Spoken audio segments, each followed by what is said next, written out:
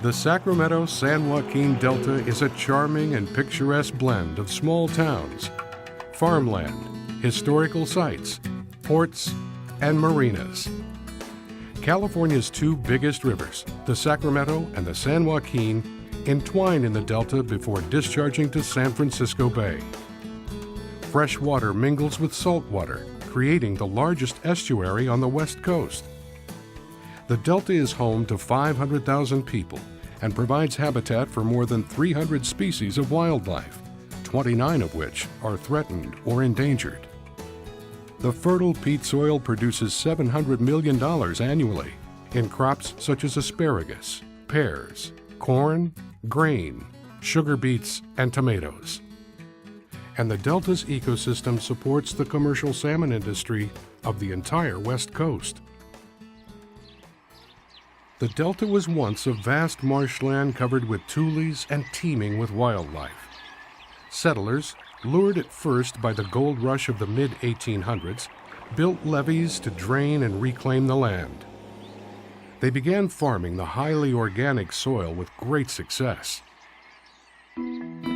Today, the delta has 57 leveed island tracts and 700 miles of sloughs and winding channels. Although most of the delta's original habitat is gone, wild vestiges remain. Chinook salmon still migrate through the delta. Sandhill cranes return each autumn. Delta smelt are found nowhere else in the world. And splittails spawn when rivers spill over floodplains. Nearly half of the water that flows from northern and central California mountains continues through the delta and out to San Francisco Bay. The rest is used by people and farms. The delta is also the hub of the state's water distribution system. The water supply for one of the largest farming regions in the world, the San Joaquin Valley, and a vital piece of the California economy. 25 million Californians in the Bay Area, Central Valley, and Southern California rely on water delivery infrastructure in the delta. Much of the nation's domestically grown fresh produce comes from water that flows through the delta. But the delta is in trouble. Many species of delta native fish are in serious decline. Their populations suffer from habitat loss, pollution, competition, and predation from non-native species, poaching, and entrainment at the pumps in the South Delta. The pumps pull water from the delta, a major fish nursery, resulting in losses of fish at the diversions. The pumps also change flow patterns in delta channels, which may confuse migratory fish. To mitigate for this, these fish are collected and must be trucked back to their natural migration pathways. Trouble also looms for the cities, businesses, and farms that depend upon water from the delta. Under endangered species laws, pumping at federal and state water delivery systems has been curtailed frequently in recent years to protect salmon and delta smelt. Compounded by California's periodic droughts, these pumping restrictions can diminish water deliveries dramatically. In 2009, a drought year, some irrigation districts received only 10% of their water supply. Such cutbacks cost jobs as farmers abandon their crops. In cities and suburbs, districts struggle to find replacement sources of water. Water is vital to the future of Silicon Valley. Conversely, water insecurity can be devastating to the industries of Silicon Valley, whether that's high-tech, biotech, clean and green tech. If there is any disruption in the water supply or the quality of the water, that can mean serious disruptions to the bottom line of California and Silicon Valley's innovation economy.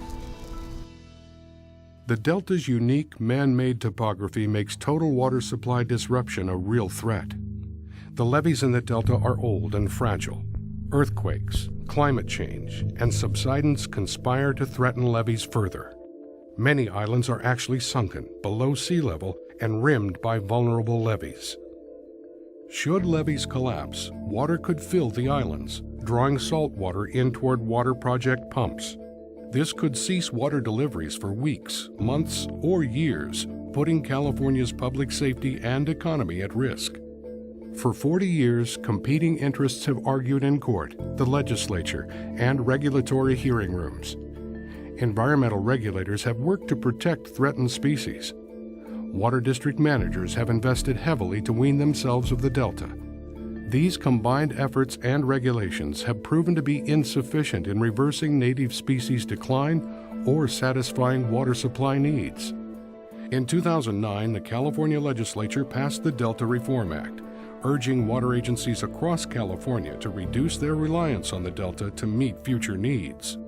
We have invested tremendous amounts of money heavily in drip irrigation systems and water efficiency systems throughout our district. Now the key is we need to know that we have the water to put into those systems, because when we have the water to put in those systems, we can plan ahead. We can plan for crops that are the most effective to be grown in this region, the most productive, and in the most demand in any given year. Currently, we are unable to make those planning decisions because of the unreliable water supply that we're living with. This struggle could continue indefinitely, while extinction and economic instability loom. Or Californians could take a different approach, one that both reverses the decline of native wildlife in the Delta and stabilizes the amount of water people can rely upon. Underway since 2006, the Bay Delta Conservation Plan takes such an approach. The BDCP links these dual goals: ecosystem restoration and reliable water supply, so that the amount of water pumped from the Delta would be related to the consistent recovery of threatened fish.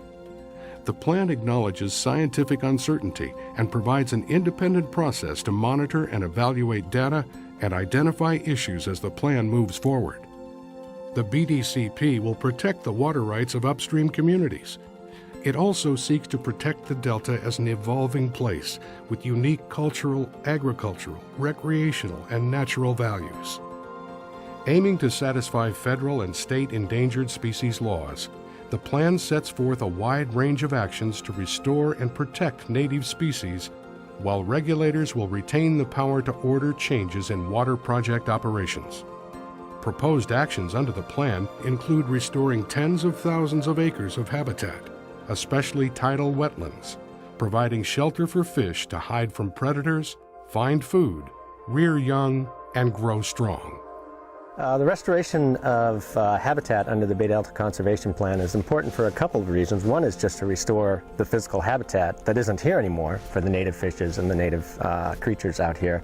There's been a tremendous amount of tidal marshes and other types of habitat that has been reclaimed as farmland, and it's made one of the richest agricultural areas in the world.